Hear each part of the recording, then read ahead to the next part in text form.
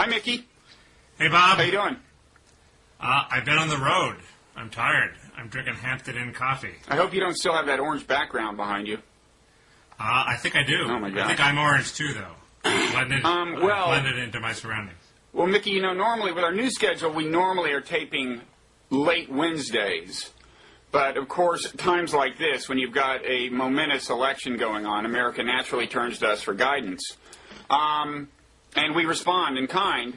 I should add that actually in times like this, I turn to you for guidance because although, as regular viewers know, I'm not in the habit of humbly beseeching your guidance. When the subject changes from policy to politics, from what should happen to what is actually going to happen, I concede your superior knowledge. So this is mainly going to be you explaining to me what's going to happen. You're setting me up for a fall here.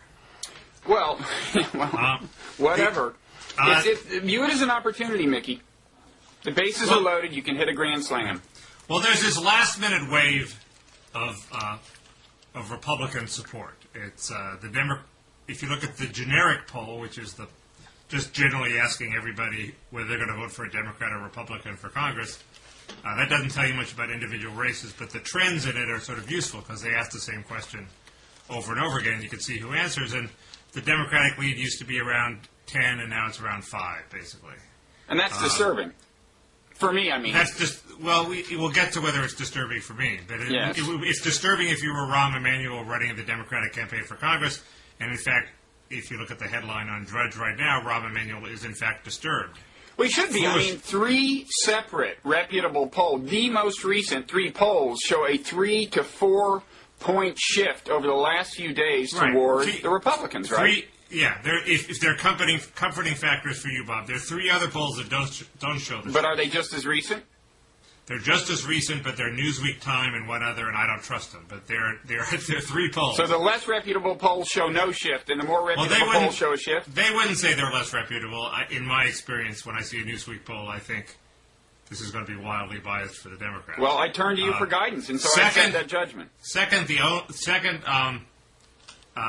the Democrats just still have a substantial lead. I mean, it used to be that for a decade or so, leads of 5 or 6 were unheard of in the generic poll. It was very close. So, 5 years ago, this would be a huge lead for the Democrats. It's only in comparison with the gigantic lead that they had before that it seems smaller. Yeah, but it's also true, right, that the way these districts are jiggered these days, it takes a pretty overwhelming aggregate advantage to actually take the House, right? Well, that's right. But if you look at, it was pointed out to me by Tom McGuire, the Just 1 Minute blogger, that the Democrats' lead is about the same as the Republicans' lead was in 2002, when there was a similar trend that opened up this big lead, and the Republicans gained seats. If the Democrats got as big a majority as the Republicans had at the end of the election in 2002, when they gained 8 seats, it would be a huge year for the Democrats because they'd have to get back the 15 that they need for a majority, and then they would have to build a 20-vote advantage. So I agree that gerrymandering and the inability to win these rigged districts is going to cut down on that, but it's not the end of the world. And keep in mind also that races close at the end all the time. That's the typical pattern, and very typically the comeback falls short. I remember Gerald Ford was getting on Jimmy Carter in '76. You probably don't remember; you were barely born. But no, I remember the election. I don't remember that. Yeah, well, Bush was gaining on Clinton in '92. I mean, it's a very common pattern that the race tightens toward the end. Did you just say I was barely born in '76, Mickey? I was teasing you. Oh, that was nice. It was very nice. Because previously, in a conversation we had before this, you said you didn't remember the anti-McGovern slogan, acid, amnesty, and abortion. That's true. I didn't remember the slogan. I vividly remember the race. And you were only 15 then. True. So, I'm just pointing out... So that was an inside joke, and I enjoyed it. But I also enjoyed the brief moment when I thought it was flattering. Well, I'd remain gravely worried, Mickey, and in fact, I have reason to argue that you're going to see, it's not just that the polls seem to be swinging toward the Republicans, that you're going to see post-polling breaking of undecideds toward the Republicans, and not just undecideds, but some defections from people who have told the pollsters that they're pro-Democratic in various specific races. I have a theory about that we'll get to later. But first, is it time to run down these last-minute perturbations, these things that possibly have influenced the vote one way or another, and get your evaluation of how important they've been? This would be your rating, what we could call the Mickter scale. How on a scale of 1 to 10, how important these things have been. Sure. Because some of them, I mean, again, to my mind, disturbingly, more of them lately have been pro-Republican by far than Democratic. I don't think so. Some of them possibly manufactured by the Republicans, but we'll get to all that. Now, of course, first of all, a couple of weeks ago, there was, Foley-gate, and you would agree that was significantly... Right, you buy the conventional wisdom on it. That was appreciably anti-Republican in effect. Yes, it's faded now. Nobody remembers who Foley is, and the Republicans are probably might win Foley's old district, but I think it did some damage along the way. Yes. Okay. Also, kind of over the last couple of weeks, vaguely was the seeming deterioration in the situation in Iraq, at least as most readily quantified. In other words, American casualties were very high. This was one of the very few months, October was, in which more than 100 American service people died over there. What do you attach to that? Well, that's certainly no accident. That's because the people who were setting off the bombs wanted to influence our elections. So, well, that's, of course, the standard Republican talking point, is that terrorists want Democrats to win. But if terrorists were smart, they would want... I don't believe that they want Democrats. I think they want... No, the terrorists don't want Democrats to win. The terrorists want the United States to pull out. Well, Iraqi terrorists may favor a pullout, but terrorists writ large are hoping that George Bush's philosophy prevails from now until, Judgment Day, because he's done more for terrorism than... That's a now familiar split between the interests of the Iraqi terrorists and the interests of Osama bin Laden. Right, but still fascinating to our viewers, so I thought I'd trot it out. Okay, now we get to the more late-breaking things, and these you really should rate on a scale of 1 to 10 if you have time. Here's a couple that I had high hopes for at first, when I first saw them. One I had high hopes for was the revelation that the administration, in its determination to convince the world that the Iraq War was good, had put a bunch of documents on a publicly accessible website, including basically instructions for building an atomic bomb.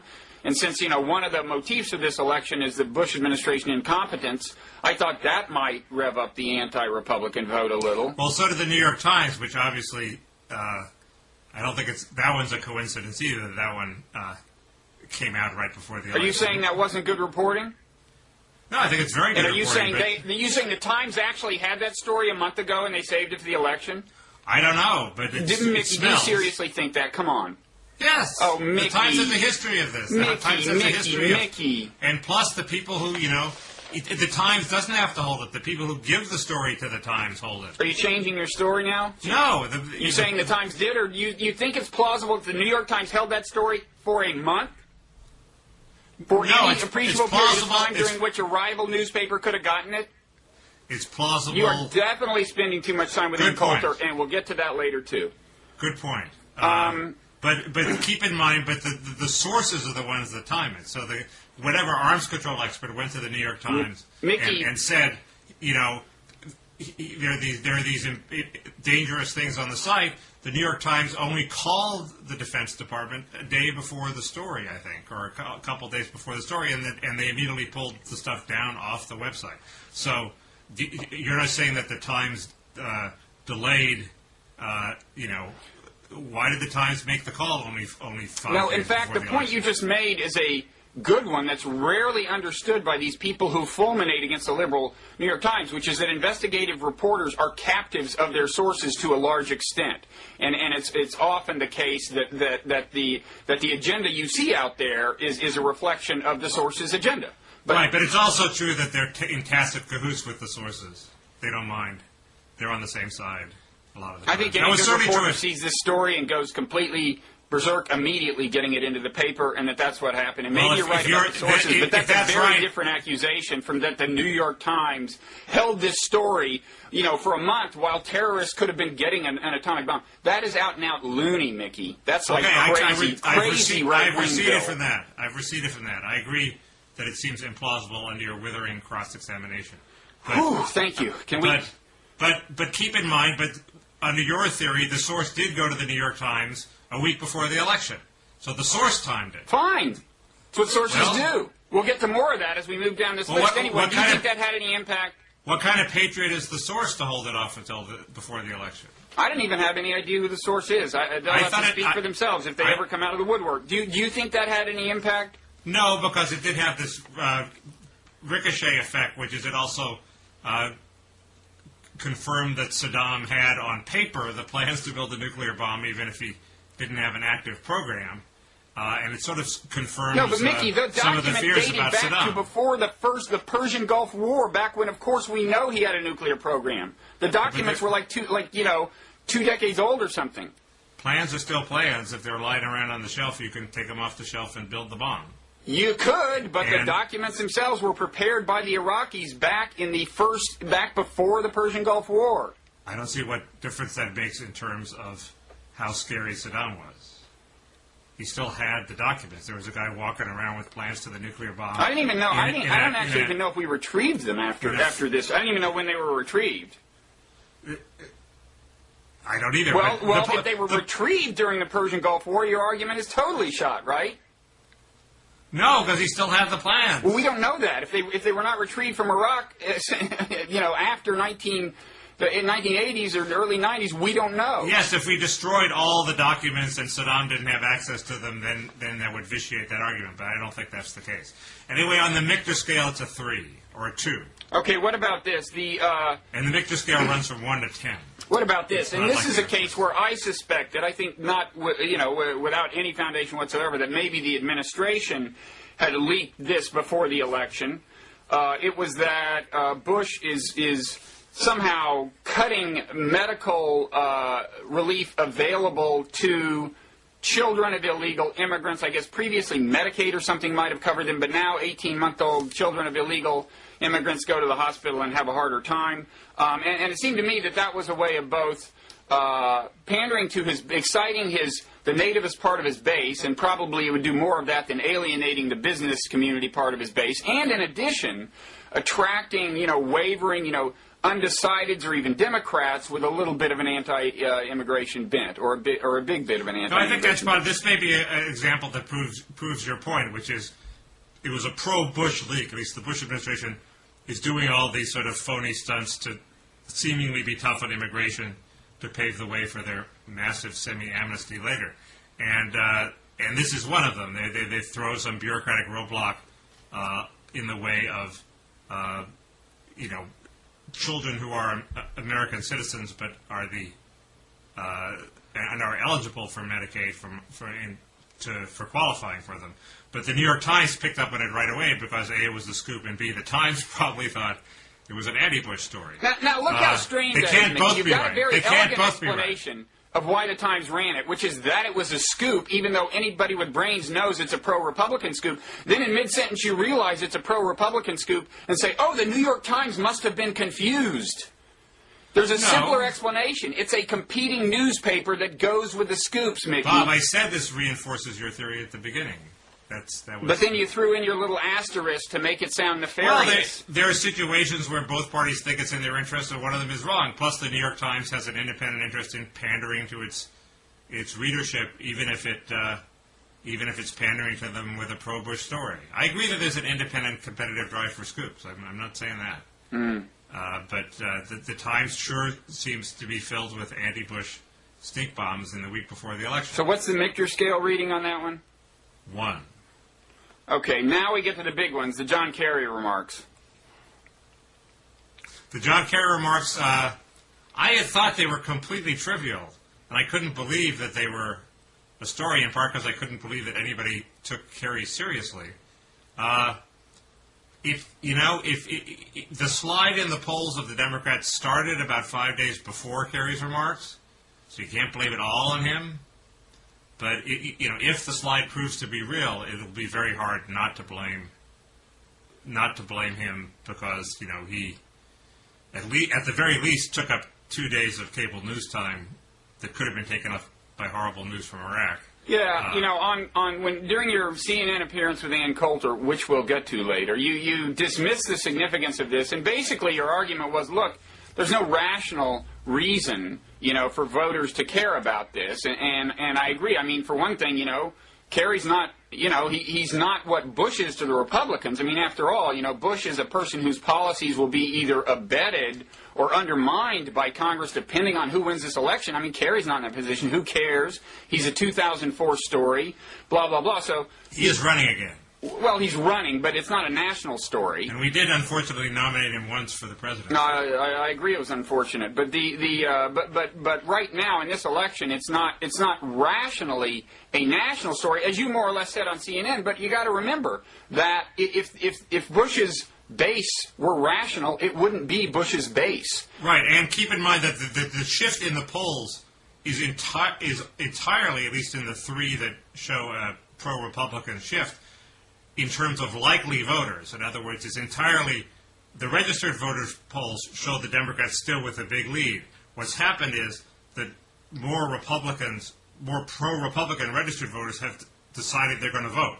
So the shift has entirely been in the motivation of Republicans to go from registered voters to likely voters. And that is a big Nobody's changed their mind. They've changed their mind about whether they're going to vote. We can only hope that this completely moves him off the stage of the 2006 presidential jockeying.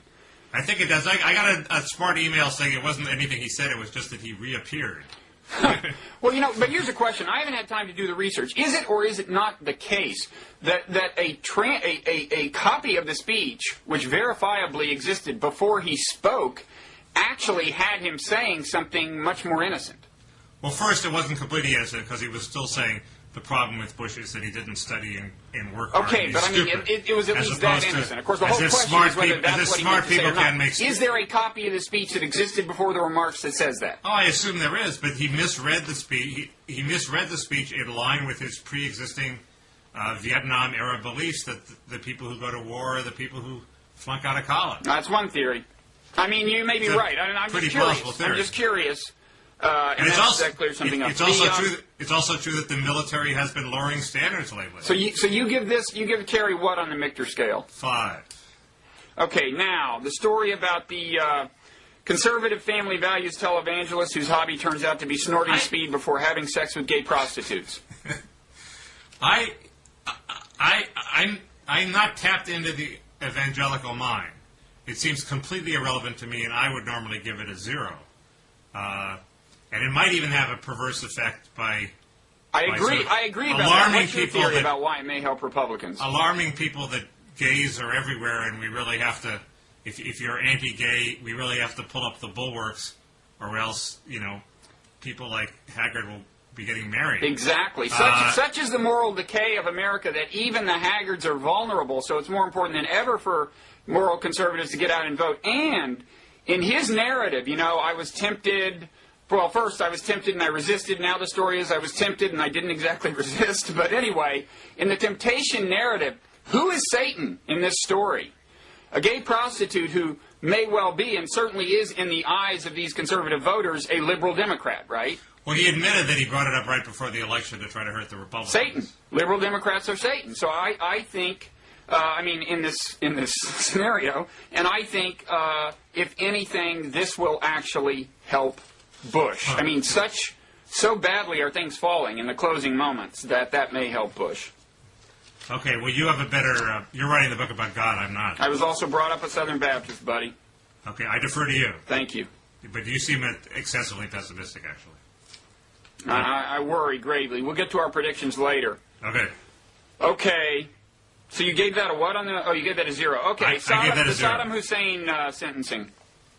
A 2. I mean, this is... I think more, but go ahead. As Jonah Goldberg said... Jonah Goldberg was unaccountably gloomy. Maybe 2 is too small. Jonah Goldberg said, if this is our October surprise on the National Review blog, we're in big trouble. I tend to think the news of Iraq is there's just so much of it, it's sort of become a bit of a wash, so maybe a 3 or a 4. I think it works well for the Republicans, and one reason I do is because, you know, in a way, the worst thing for Bush is if in the 24 hours prior to the election, Iraq is just, you know, there's kind of a lot of gruesome violence that lends an air of hopelessness to the whole thing. I mean, of course, he could try to spin that and say, see, the terrorists want Democrats to win, but I think basically it'd be a problem. This helps in 2 ways. First of all, now if there's violence like from Sunnis, they can say, well, yeah, these are the people we're fighting who think that Saddam Hussein, genocidal maniac, should not be punished. And I think it's true that a lot of voters that kind of violence they would not hold against Bush. That's violence attributable to justice, and they would not hold it against Bush. Secondly, this is maybe more important, this verdict gave us an excuse to impose a curfew in Baghdad and tighten up the enforcement. Now, if the verdict hadn't happened and we just impose a curfew 36 hours before the American election, it would be a little transparent, wouldn't it? I agree with your second point. That's a very interesting point. The first point I disagree with. It seems to me that if, instead of dancing in the streets, Sunnis had massive demonstrations, pro-Saddam demonstrations, accompanied by violence, that would definitely have hurt Bush, because people would have said, well, Jesus, these people like Saddam, screw them. What are we doing trying to help them? Why did we invade in the first place? They're an ungrateful volcano. Well, it's true that that's the latest narrative of neocons trying to dodge responsibility for this war, is that, you know, these people never really wanted help in the first place. Well, they didn't want this kind, that's for sure. Anyway, but that didn't happen, so I agree the fact that it... But I think this curfew is a real plus for Bush in the closing 24 hours, being able to tighten up in Baghdad without it seeming like a pre-election ploy. It's very convenient, yes, I agree. Very convenient. Okay. But the night is young. Now, there's plenty of time for bombs to go off in Baghdad. Now, did you give that a Mickter scale? I said 3 or 4, but I'll raise it. You've convinced me to raise it to a 5. Thank you. And do you think it was orchestrated? Oh, of course. Good. We needn't argue about that. I don't know for sure, but my suspicion is that the timing was orchestrated. And, of course, that will come out after the election, after which it's too late for the revelation to do any good. Well, I think people are happy that we have the power to orchestrate that. Jesus. At least we can do something. But it seems pretty, I don't know. I think a lot of Americans are disturbed by manipulating the system of justice for political ends. Would be disturbed if the information came out in time. It was just the timing. Now, okay, so I guess we're going to move. Now, are there any Mickter scale events that I missed there? Well, you missed David Quo, or whatever. David Quo, right? He wrote. He's this, you know, I guess kind of family values guy who was, well, compassionate conservative, he might say, who was in the administration on that basis, and a Christian, right? And he wrote this book after leaving the administration, saying that within the halls of the White House, conservative Christians were ridiculed by at least some people in the White House, and that the administration never really was serious about various of the values it professed to hold, and so on, right? Well, it's odd. I mean, Reagan clearly played on the religious right and had no intention of doing anything really to help them. Bush somehow convinced everybody that he really did intend to do things like pass the constitutional amendment banning gay marriage and moving the abortion debate in a little bit in the pro-life direction. And it's sort of news suddenly that if he really was cynical about it. You would think that would be quite damning. I agree. I'm not sure Paul argues that Bush himself was cynical. It doesn't seem to have had much effect. What's that? Doesn't seem to have much effect, although it may have had as much of an effect as Woodward's book, getting about 1/100th of the publicity. Yeah. Well, and I saw Quo on Charlie Rose, and he's not kind of angry and forceful enough, it seemed to me, at least in person, to have much of an impact. He's so deeply religious. If you look at his post on BeliefNet, he's way more religious than. Well, yeah, but he also has the charity that is a Christian ideal. Unfortunately, in he this seems case, like a very it means he's not that vicious in his attacks on the administration. Good point. So I give that a 2, but I may just be ignorant. The other thing we left off is the suspiciously timed Vanity Fair revelation that the neocons are turning against the administration.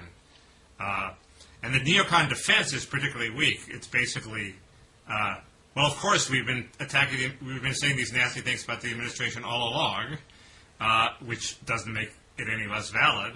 And why did you publish it before the election when you promised to publish it after election, which implies they had, in fact, said something new. So, that one should be. I'm not sure this journalist Rose who wrote it is the most reputable journalist, but that should be a bigger deal than it is. It's not a big deal, I don't think. Which Rose wrote it? What's the first name? It's a good question. I don't know. He's the same person who wrote an article blaming Bill Clinton for not capturing Osama bin Laden in the Sudan that our friend Ruth Shalit looked at and decided he was full of it and fairly convincingly destroyed his argument. And she was disposed to like it, but it was a bogus argument. I think George is the first name. Okay. Okay, so now we move on to our actual predictions. Sure. Can I first do something? Of course, we're not known for boasting about our prescience, but I would say one thing. We last did a show on October 25th, and the conventional wisdom had completely solidified that it was going to be a Democratic blowout, or pretty much solidified. And I think we both said, wait a second, there's plenty of time. The pendulum will swing. The question is whether it's going to be an odd or an even number of pendulum swings. And there now has been this, now everyone is seeing, I think, this swing toward the Republicans at the very last minute. It turns out, if you go to pollster.com, that he says the wave boosting the Democrats crested about 10 days ago. That would mean that even as we spoke, Mickey, about the coming pendulum swing, it was about like an hour away from beginning. But it's weird. That same guy, who's a very smart guy named Charles Franklin, posted about the current Republican surge and said, "Oh, it's not much. We shouldn't overplay it." I saw that item. I went from your blog to it, and he wasn't that forcefully dismissive of the trend, I didn't think. Well, he pointed out it still left Democrats with a big lead. Yeah, it leaves them with a big lead, but it's definitely a significant swing in the wrong direction.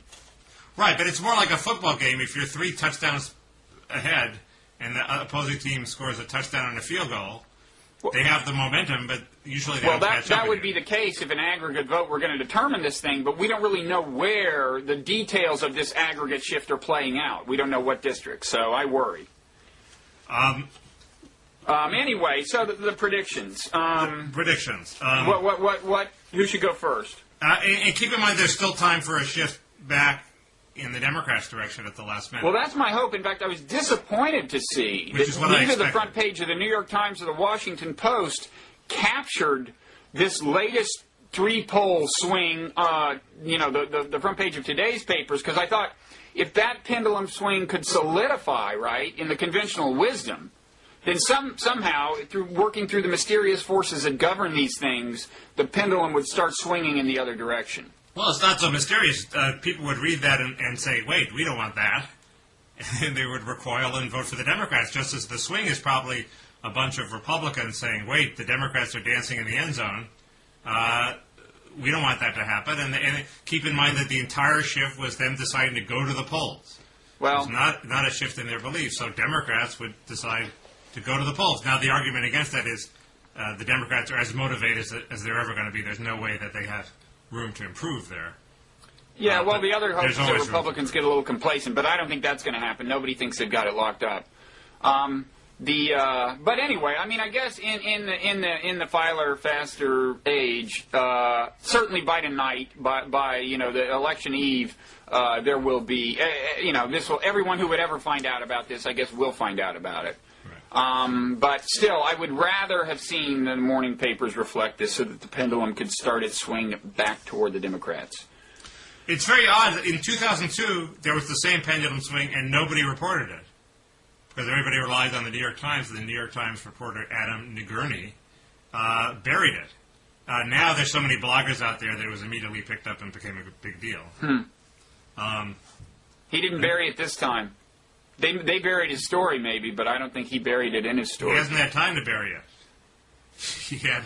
It wasn't their poll. He's a day late on it. He can bury it tomorrow. No, he's got the story. Oh, he does? Yeah. Okay. I read it. Well, we'll get to that. I actually have another reason to bring that up, so I'll bring it up later in the course of chastising you. So our predictions are what? It's hard to see how Pelosi doesn't win a majority, but the predictions of a huge 40-seat wave Gone. seem extreme. It'll be somewhere between 18 and 25 would be my prediction. Is that enough, precise enough for you? 18 and what? A Democratic gain of 18 to 25. I'd like you to narrow it down a little further if you could. 20. On the nose? On the nose. See, now you've got a chance at greatness. If it goes 20 on the nose, this Dingle-Link is going global. Cool. And what about the Senate? The Senate, I actually haven't added up the seats recently, so let's go one by one. Big ones are what? Missouri, I think will go Republican. Virginia. Missouri will go Democrat, sorry. Virginia is really close. I would say Virginia goes Democrat. Tennessee, I would say goes Republican, but it's tightening up, and at the last minute, Ford brought Barack Obama, and they had a sort of pep rally, but something has prompted a recent poll to show Ford ahead. I like that. So, I still say Tennessee goes Republican, but very, very close. And what's the fourth of the big four?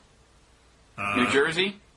No, Virginia, Tennessee, Missouri, Montana will go Republican.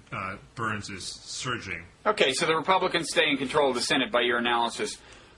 Is that what happens? I think they have to win all four of those. I think that's 50-50, and keep in mind that there's also a chance that they will actually win Rhode Island. I think the Democrats have to win all four is what I meant. But no, I think they have to win 3 of the 4. But anyway, at best that's 50-50 with a Cheney casting. What about New Jersey?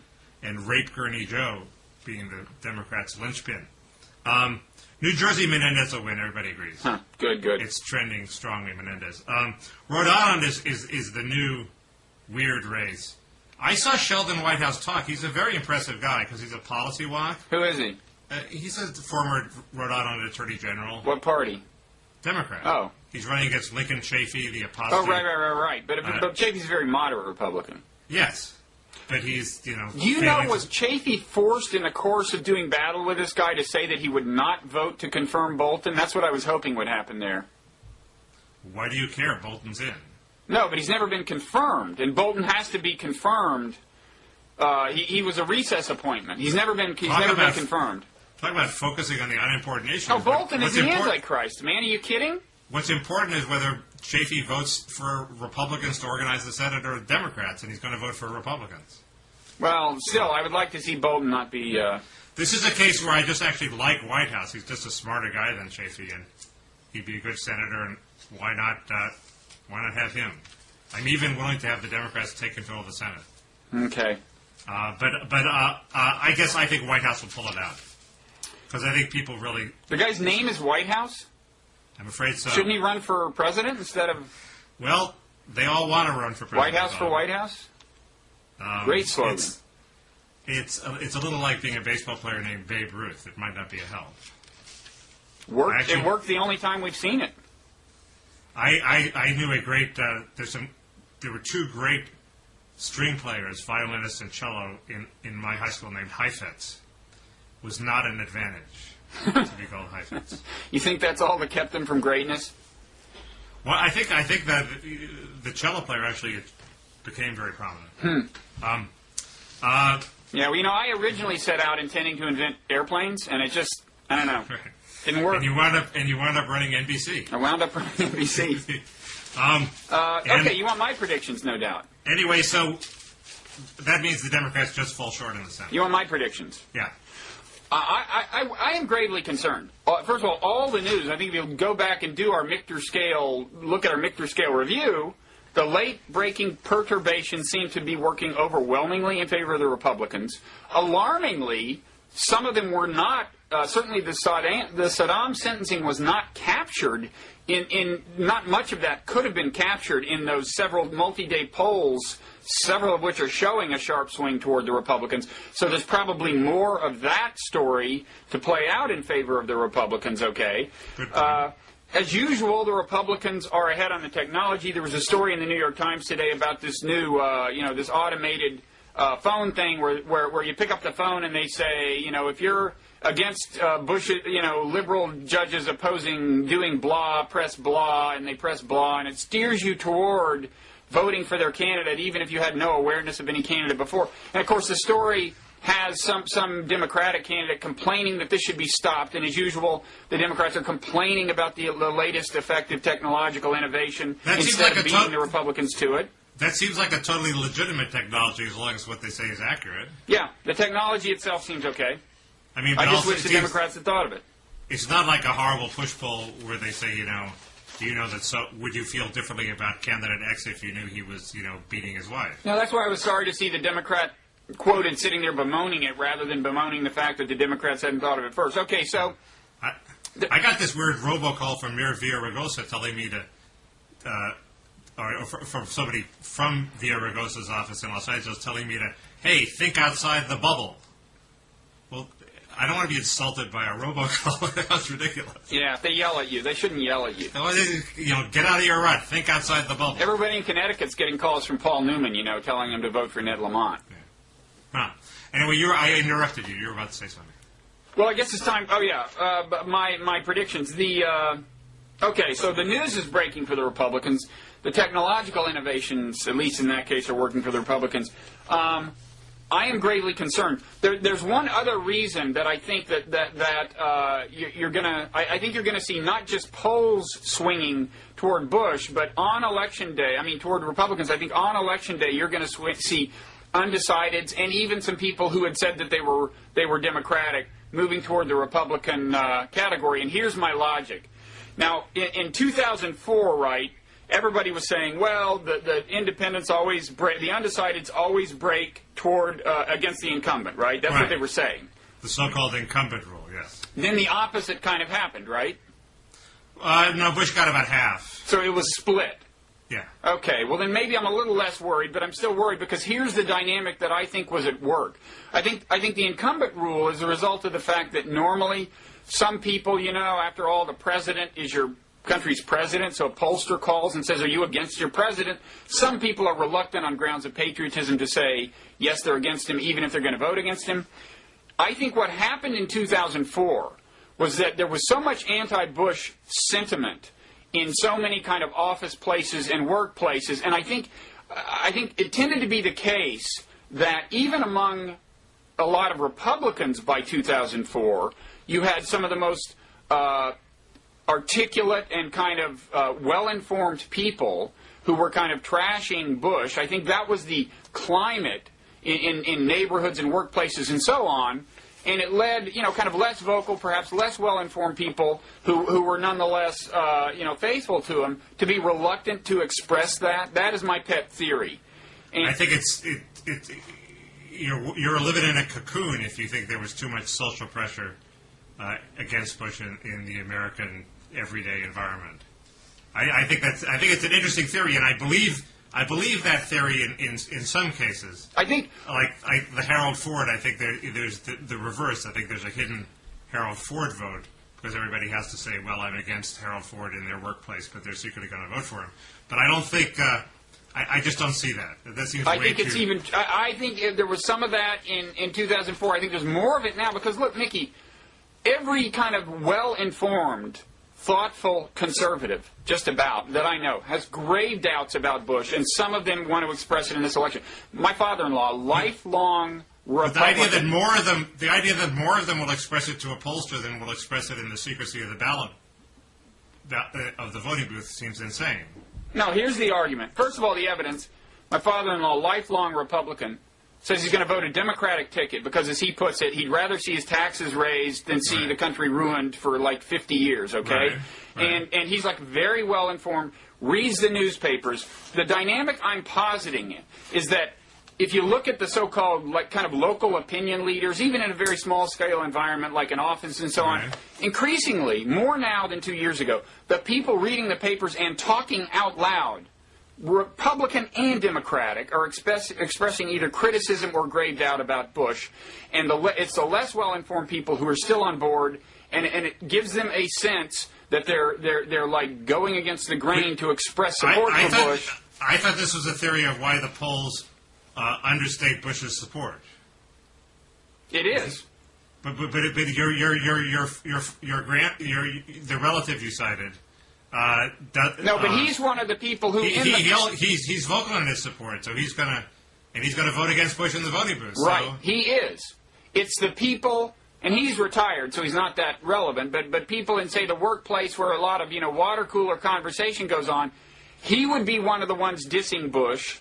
And well-informed people would agree. The people who didn't really have the firepower to argue in terms of how much they even knew about what was going on, but supported Bush, would stay quiet. And they would think, well, this isn't a very popular thing to be, supporting the Republicans. I'll stay quiet. Pollster calls, they stay quiet. They get in the election booth, they vote Republican. I think you've reached ultimate levels of paranoia here. Okay, but if it turns out, Mickey, that there is a break even after the latest polls, then you can put a dingalink. Then this dingalink is going universal, absolutely, buddy. Absolutely. You can have Martians marveling. Your theory that the Saddam thing can only help and it's coming after the polls is very interesting, but I still think in terms of a hidden voting booth effect that the pollsters don't pick up, I find it hard to believe that people are going to say, I'm depressed about aren't going to say, I'm depressed about the direction of the country, things are all going to hell, I'm voting against the Republicans. That has to be the Well, no, these are people who don't buy that argument, Mickey, but they see that it's a prevailing argument, so they don't fight it publicly, and they're reluctant to say it to a pollster. Yeah. And look, do you have an alternative explanation for why the incumbent effect did not happen in 2004? Well, there are 4 or 5. Mystery Pollster has 3 of them. The incumbent effect has been, I think, MyDD, the Democratic pollster, Democratic blogger, has shown that the incumbent effect has been deteriorating over the decades since it was first declared. And it's deteriorating because people know more about the incumbents, more about the challengers. Well, so it's not like you're choosing a pig in the poke against an unknown quantity who you don't like. It's you're choosing a non-pig in a poke who's been tarred by negative ads, who information technology has brought to you a lot of knowledge about, and you don't like him either. Well, anyway, as for my prediction, in childhood, I developed this kind of superstition of always predicting against my hopes as some kind of, it was supposed to be some kind of like insulation or something. Then it's win-win. You win either way. Right, exactly. Yeah. So I'm tempted, given all of the bad late-breaking news, I am tempted to predict that the Democrats won't even win the House, but I don't want to go. I feel that would be bad karma. I mean, I gotta go with my troops here, but I will say that they win exactly 15 seats and so wind up with only a 1-vote edge in the House. That would be the case if they won 15, right? Well, right, but that would be a nightmare of jockeying for somebody to switch sides and flip the balance. That Pelosi, there may be a deal cut where Pelosi agrees not to be Speaker and some more moderate Democrat becomes Speaker in order to hold the line with some of these shaky right-wing Democrats. So that would be very exciting if it happened and not a very good outcome for the Democrats. But look at the upside. We would have another dingalink that would go global. You're still extremely pessimistic. It's win-win for us. Win-win for us. Well, thank you for that. We'll probably both be wrong. But so you say 20, I say 15. And I say the Democrats do not win the Senate. Well, I agree. But I think it could be 5. So that's it on elections, right? That's it, except you're supposed to taunt me about not being happy if the Democrats win. No, wait. Isn't there Ian Coulter yet to taunt you about? I mean, your years of slavish devotion to her finally paid off. You were invited to appear with her on CNN. I thought you were going to taunt me about the one thing before the other. Taunt me about whatever you want. Go ahead. Coulter. Okay. You were on CNN with her? I was on CNN with her. We had a good dialogue. Do you think that you were launched into that realm from the Blogging Heads platform? I'm not sure. I don't think so. Oh. I I think she's seen Blogging Heads, so she knew sort of what I was going to be like. Who, you mean Paula Zahn? No, Ann Coulter. Well, you know Ann Coulter. She knows, of course she knows what you're going to be like. Ann Coulter's a big deal, so she gets to decide who she goes on with. Is that true? So, I think. Well, that's what, so you could make a career of this being her friendly foil. I could be the Washington Generals to her Harlem Globetrotters. That is such a good metaphor, man. Oh, man. But she has a bunch of other people who she goes on with. She just, I mean, nobody has to go. But is this a true? Nobody has to go let's dwell on this. Are you telling me? Nobody has to go on television. Bob Woodward doesn't go on with everybody who they want to put on with him. Nobody. I don't go with everybody who they want to put on with me, and I'm a nobody. So everybody's a bit selective. The television stations don't have a right to draft you into. But surely, Mickey, it would surprise those, including readers of your blog, I think, who have read about the liberal bias at CNN, to learn that Ann Coulter tells CNN who is going to appear alongside her, and it turns out to be somebody like you who's fundamentally favorably disposed toward her. I don't think she tells them. What? I don't think she tells them who to appear with. She tells them who she won't appear with, and she keeps telling them that until they hit the right name. Well, that may happen, but that happens all the time. They know they have to entice her on, and so they come up with somebody who she'd like to debate. I don't agree with her. The other people she will debate, don't agree with her. She just likes a good debate. Ann Coulter she doesn't want to be debate. attacked. I don't think she wants to be attacked personally. She likes a good debate. Why does she choose people like you're like the most charitable person toward her I've ever encountered? I thought. Did you see the segment? I mean, they cut all the stuff where I took an opposing position from the Media Matters website, but yeah, I saw the segment. It was not a Harlem Globetrotters wipeout. The General scored some points. No, you went through the motions of, you acted a little more liberal than you actually sound in your normal voice, by you discounted the Kerry problem and so on, but... No, the Kerry, that was what I really felt.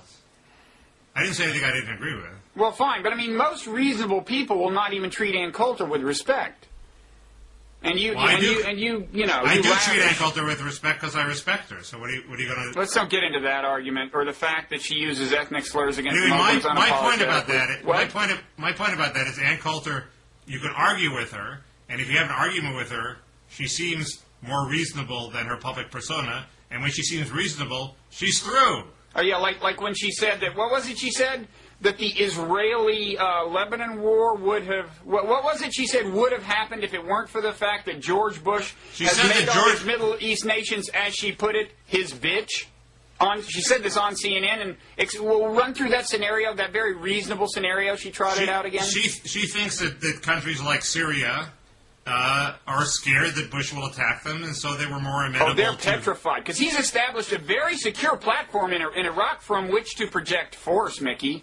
Well, that's the point that I was about to make before I ran out of time, but it's not true that her saying they're his bitch doesn't have a meaning. That's the argument. Well, wasn't that her? This was her explanation of why the Iraq-Lebanese war didn't go further. I think that's right. Yeah, it could also be that Syria achieved all conceivable strategic objectives in the course of that. That's another explanation, Ann. Well, that could be. Could be. Thanks to Bush's stupid policy. But her argument's an argument. No, but you were saying she's innately reasonable. These are stupid arguments, Mickey. You were saying it's somehow beyond the pale that no reasonable person would argue against this argument. To say that he has made Syria and Iran his bitch is ridiculous. Iran has got massively more leverage over us than they had before we invaded Iraq. It's ridiculous about Iran. I'm not sure it's ridiculous about Syria. Well, she said it about... Didn't she mean it broadly? I don't know. Well, if she was talking about the Israeli-Lebanon war, she had to have Iran in mind, because certainly in her mind, Iran was the puppeteer here. One of two, maybe. We'd have to go back to the videotape. Anyway, what she said was not reasonable. Anyway, my point is it was not reasonable. You can have an argument with her that ventilates the issues, not unlike Blogging Heads ventilates the issues. Oh, you've gone from saying she's reasonable to saying she ventilates the issues by saying, stupid things that give me an opportunity to say less stupid things. That's ventilation. I say stupid things all the time at Bob, and then you call me on them, and I change my mind. But it's different. Dialogue is for. But you're changing your story if you're saying now that that's what she does. Just now you were saying she says very reasonable things. No, I'm saying you can argue with her. For example, I said you're not happy about Bush and about immigration and Harriet Miers. You're not very happy with President Bush, are you? And she said, well, that's two. Well, that's a concession. She admits that there are two things where she doesn't like President Bush. Okay. Happen to be conservative things, but what the hell? Okay, I changed my mind. She's a really reasonable person. I mean, that was not spin. You know, a Republican spinner would not have made that concession. Okay. This is my point. But the blogging hedge training was invaluable. Because you were relaxed on CNN. Yes. The camera is my friend. Yeah. Now, this has helped. It's going to help me when I get my big break. Hope that happens. Me too. I actually don't. Because I would still get nervous. But you know, when she... Paulazon introduced you and her by calling you two of the sharpest shooters on the internet, you know? And I was kind of half expecting to see me show up next to you when she said that, but I didn't. It wasn't me. Bob, don't share those thoughts with the public. It was a joke. It was a joke. A botch joke. But, you know, the other good thing is that CNN has technical difficulties that rival ours. Did you notice that? No, I didn't. Oh, go back and look at the video thing. There's twice where, like, some weird ringing noise happens and you disappear from the screen. Cool. Yeah. That effect costs a lot of money. Yeah.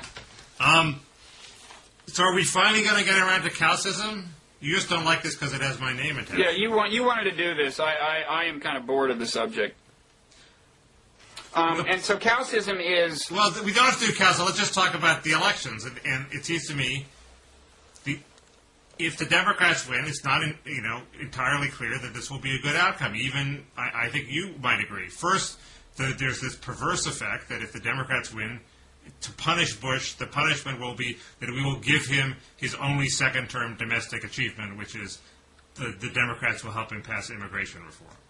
So there's this perverse effect that the voters want to get rid of Bush. They can't get rid of Bush. You can't get rid of Bush. I can't get rid of Bush.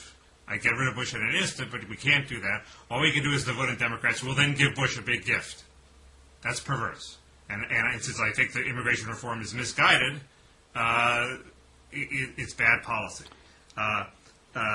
Second, it's not at all clear that this is going to have a good effect on Iraq policy. How do you think having Pelosi running the House will improve our exit strategy from Iraq? I'm not sure she will be running the House. I don't know what effect that will have. I mean, I think increasingly, you know, what we should be happy to get out of Iraq with is the Sunni part not turning into a haven for terrorists. Well, right, but it's not clear there's any way to do that unless we have boots on the ground. A fallback strategy where you basically turn over the Shiite parts to the Shiites and, you know, do what you can to... I mean, the fact is there's a lot of Sunnis that don't want us to leave because they're afraid of what the Shiites will do to them. And I think it consists mainly of the more secular parts of the insurgency, like the Baathists. Well, there are a lot of Sunnis that don't like al-Qaeda, but the problem is that when you have an anarchic situation, the law of the gun prevails and al-Qaeda is more violent than the next guy. And this idea that the Sunnis are going to turn on them, if they get their own territory, that they're going to kick al-Qaeda out is I think, wishful thinking. Well, then we are screwed. Yeah. Either way, regardless of who wins. But no, let's briefly touch on Kausism, because I think we have to at least ask you the question of, in your heart, what do you want to happen? I mean, of course, Kausism refers to this dynamic where you kind of basically pretend to be a Democrat, pretend to be a liberal. I have often claimed that that's not really what's in your heart. At least in terms of electoral outcome, you never can bring yourself to really, in your heart, hope that the Democrats will prevail. And in last episode, I pointed to, you know, items on your on your blog where you were kind of pointing out like good TV commercials that the Republicans could do and stuff, as is your wont.